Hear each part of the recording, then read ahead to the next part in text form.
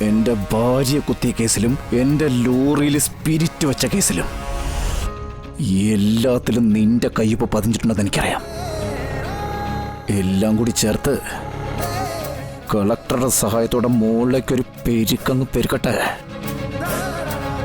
താൻ ഈ പറഞ്ഞ കേരള പോലീസിന്റെ മുദ്ര വെച്ച തൊപ്പി എന്നേക്കായിട്ട് ഷോ കേസിലങ്ങ് ഇരിക്കും.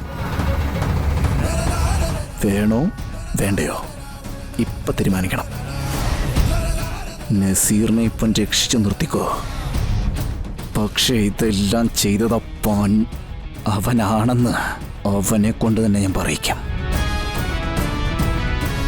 അസിസ്റ്റന്റ് കമ്മീഷണറുടെ സമക്ഷത്ത് തന്നെ.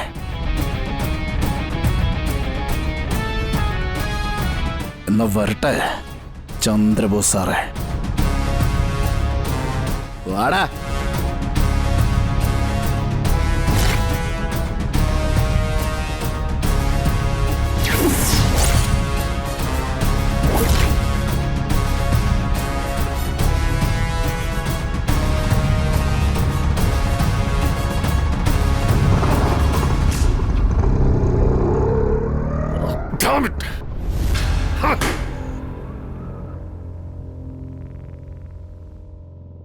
എന്താ സ്റ്റേറ്റ് പോലീസിലെ ബുദ്ധിരാക്ഷസനെന്ന് സ്വയം വിശേഷിപ്പിക്കുന്ന ചന്ദ്രബോസ് സാറിന് ഞാൻ ചോദിച്ച ചോദ്യത്തിന് ഉത്തരം തരാൻ പറ്റുന്നില്ലേ?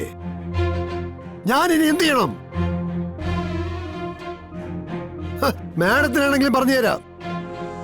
അന്ന് രോഹിത്തിന്റെ പേരിൽ ഇതെല്ലാം കൂടി എഴുതി വെച്ചിട്ട് കള്ളച്ചാരായം വിറ്റ് കോടികൾ ഉണ്ടാക്കാമെന്ന് പറഞ്ഞ മറ്റൊരു ബുദ്ധി കേന്ദ്രം. എനിക്കുള്ള മറുപടി അവിടെ നിന്ന് കിട്ടിയാലും മതി.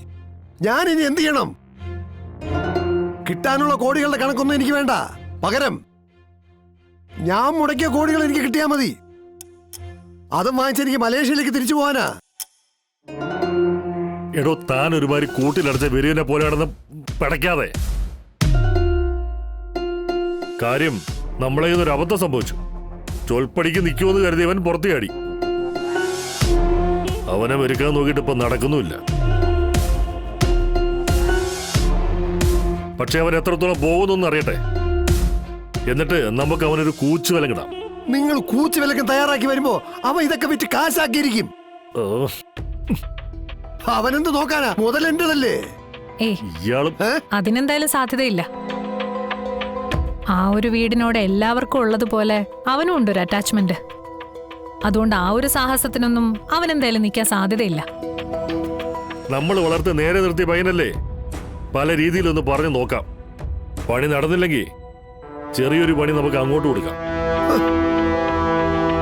കരയിൽ പിടിച്ചിട്ട പരൽമീന്റെ അവസ്ഥ എനിക്കിപ്പോ. കിടന്ന് പിടയ്ക്കാമെന്നല്ലാതെ ഒരു തരത്തിലും ഒരു ആശ്വാസഭാഗം ആരിൽ നിന്നും കിട്ടുന്നില്ല.